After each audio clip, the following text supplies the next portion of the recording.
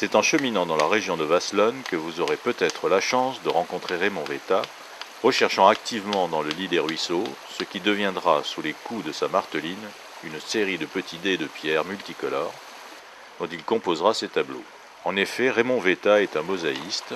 Il pratique cet art ancestral, plusieurs fois millénaire et quasiment inchangé depuis ses origines, pour satisfaire une passion pour les tableaux de pierre, comme il les nomme.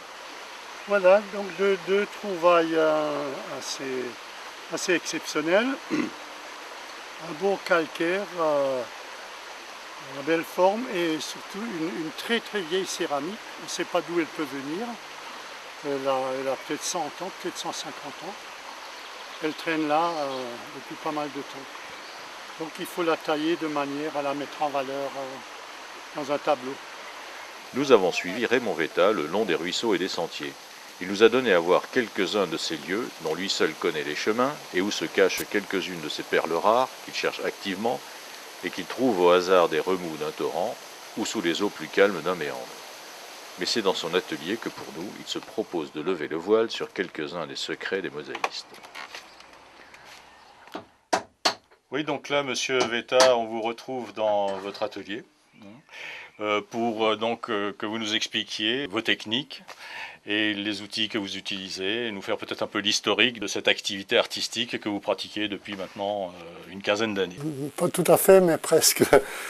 Donc, ma particularité, c'est que je travaille surtout à 97% en pierre naturelle, que je récolte dans les rivières, dans les anciennes carrières, évidemment chez les marbriers ou au bord des routes où les vieilles maisons en démolition trouvent des trésors.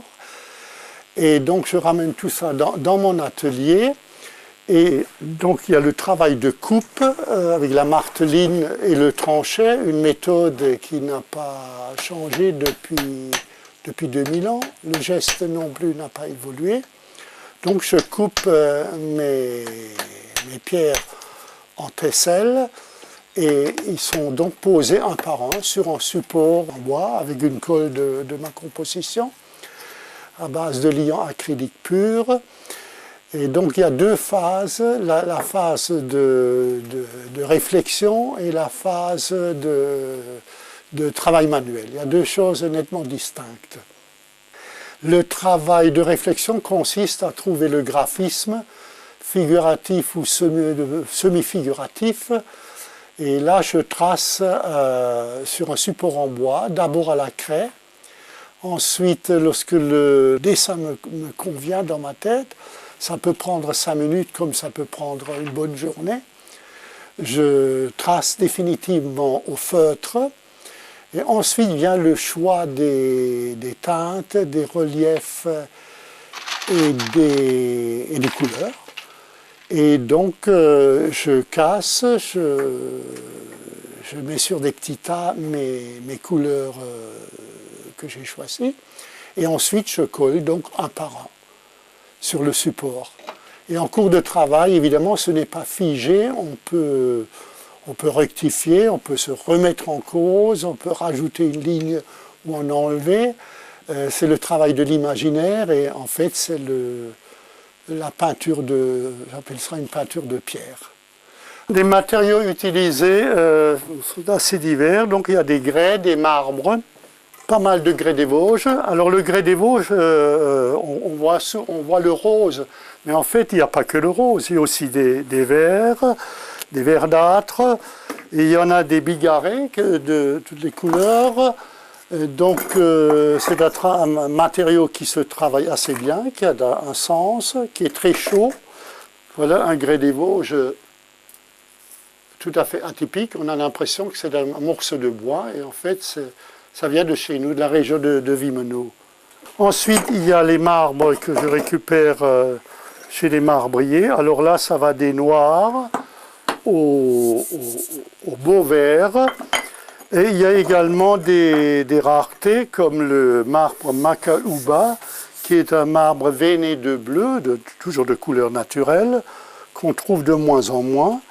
Ces petites taches, parfois ces anomalies de la nature me donnent de magnifiques contrastes et les dégradés merveilleux. J'affectionne également les terres cuites anciennes, les très très vieilles briques qu'on n'arrive pas à dater, qui ont peut-être 100 ans, ou même 2 siècles, voire même 3-4 siècles.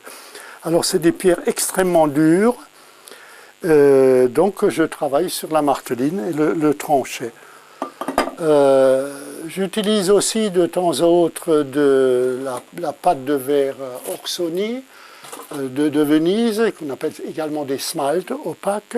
Les cols, je les teinte avec des ocres naturels ou des sables provenant du Luberon ou des Vosges, tout simplement, des roses. Il existe aussi des sables noirs volcaniques qui font un bon effet de contraste dans les tableaux. Les 3 outils principaux sont donc la marteline, le tranchet, donc des outils qui n'ont pas bougé depuis 2000 ans, accessoirement une pince de mosaïste dont les mâchoires ne ferment pas, ce qui permet de faire des coupes assez précises, et évidemment une spatule pour encoller le support de colle, et les pincettes pour les toutes petites tesselles. Voilà, donc là nous sommes dans votre exposition personnelle et c'est peut-être le moment d'évoquer le côté artistique et créatif. Quelles sont vos sources d'inspiration pour les coloris, pour les compositions, le graphisme? Dans ce domaine, le domaine est très vaste. Il y a des moments, il y a de l'inspiration rapide, ça vient au bout de 10 secondes, et puis il y a des moments, je le dis avec toute humilité, pendant quelque temps, il ne sort pas grand-chose. Donc il y a 2 grandes tendances. Les teintes froides, évidemment, le blanc, les micacés, les marbres bleutés. Les teintes chaudes, les oxydes jaunes, les oxydes rouges, les noirs, les bruns. Ensuite, il y a aussi quelque chose de particulier, comme je travaille presque essentiellement avec de la pierre naturelle, je n'ai pas tellement le choix. Il faut que je travaille avec ce que je trouve. Lorsque je cherche par exemple un grès des Vosges lit de vin, il faut d'abord, en teinte lit de vin, en teinte violacée, il faut d'abord le trouver et ça ne traîne pas à tous les coins de rocher par exemple.